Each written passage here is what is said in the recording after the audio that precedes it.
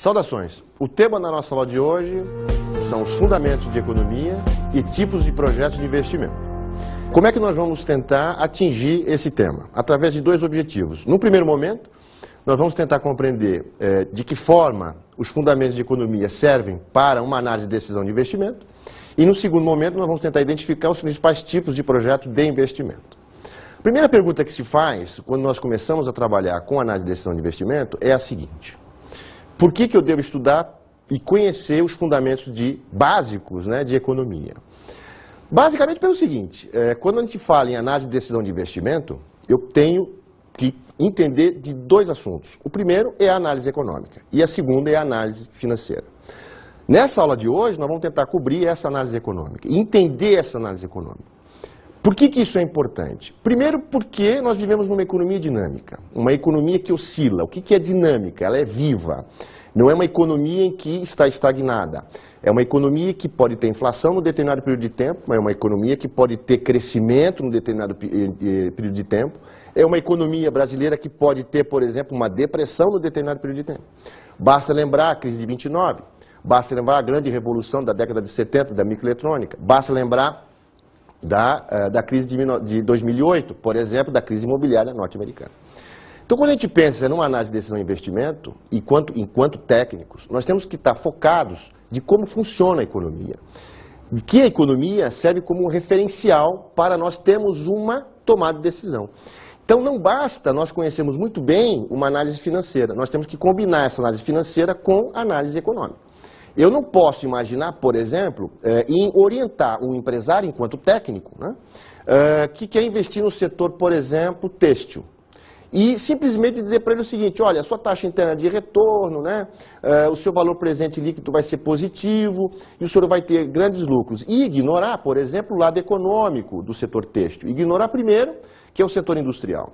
Segundo, que existem os chineses que estão produzindo nesse setor lá na China muito mais rápido do que nós e muito mais barato. A relação entre um salário brasileiro que trabalha na indústria têxtil é 5, 6 vezes maior do que um salário do que um chinês lá na China, produzindo o mesmo tecido. Então, o que acontece? Qual é a diferença? A diferença é custo de produção. Então, esse comportamento da economia deve ser observado. Nesse sentido, a gente começa a nossa aula pensando o seguinte: bom, se eu tenho que entender os fundamentos de economia, por onde eu começo? A primeira coisa que tem que ser pensada, quando eu começo a refletir sobre economia, é perceber como é que ela funciona. E é muito bacana, vocês vão ver agora, daqui a pouquinho, um fluxograma que mostra exatamente o comportamento da economia e quanto ela é dinâmica, Só que para a gente fazer com que essa economia funcione, eu preciso colocar alguns elementos. Então, observem agora atentamente no quadro que vem a seguir, enquanto eu vou comentando cada quadrinho desses do fluxograma. Observem em tela, então. No quadro 1, vocês identificam ali uma coisa chamada unidades família, ou indivíduos. No quadro 2, que é o quadrinho logo acima, nós temos uma coisa chamada mercado de fatores de produção. No terceiro quadro, nós temos as unidades produtivas. E o último quadro, que é o quadrinho de baixo, é o mercado de bens e serviços.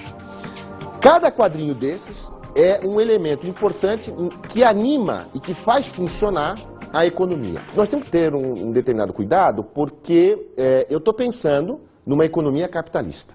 Se eu pensar numa economia socialista, é outra situação. Então, nós estamos vivendo numa economia capitalista, pensando em análise de decisão e investimento. Faz sentido eu pensar, então, nessa sociedade capitalista. Bom, vamos identificar esses 4 quadrinhos e fazer ele funcionar. Vamos fazer acender um pavio e fazer com que ele funcione.